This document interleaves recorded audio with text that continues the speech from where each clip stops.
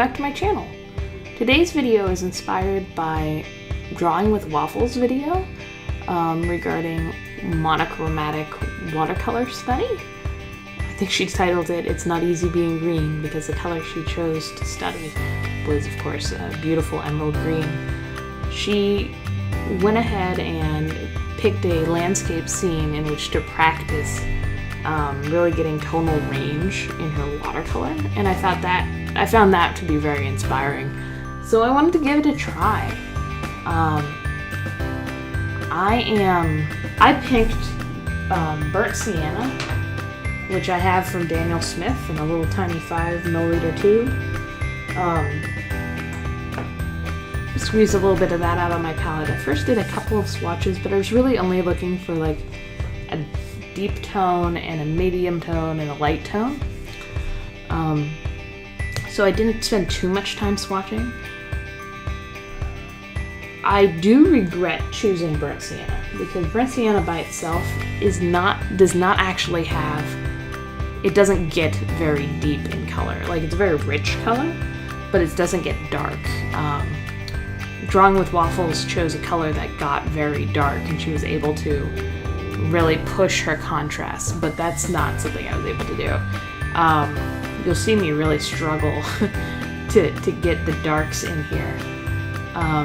What I'm painting is a canyon. I found a reference picture for a canyon. I don't know if you've seen my previous drawing deliberate practice video, but I'm always struggling with rocks in general.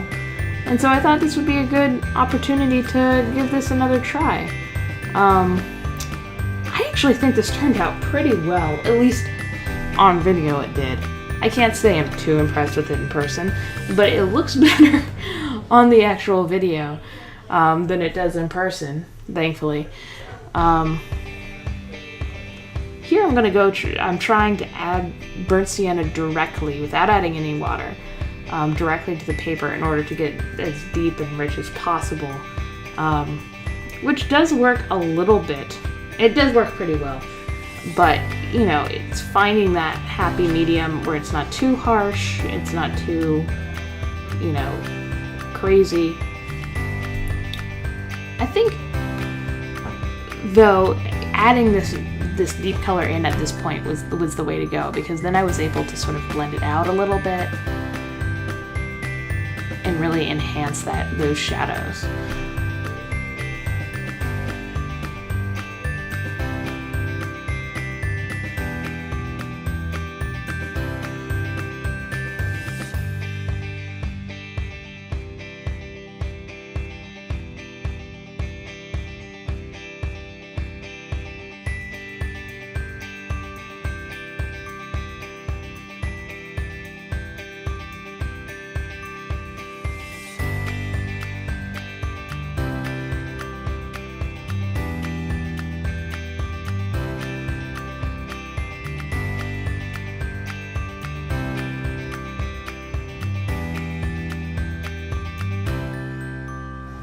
I'm actually surprised at how much I like the texture I was able to get on these lighter parts of the rock.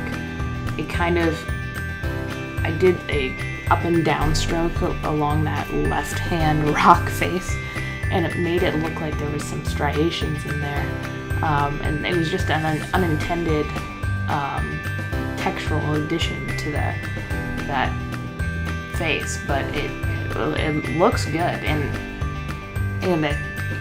especially from a distance like this camera is looking at.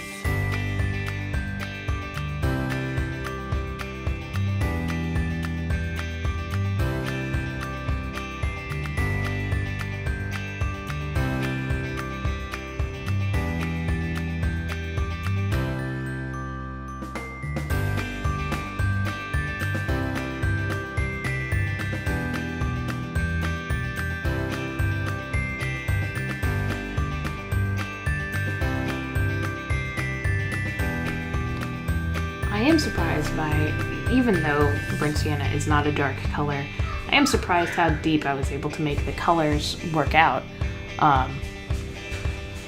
Was still having a lot of, variation in tone.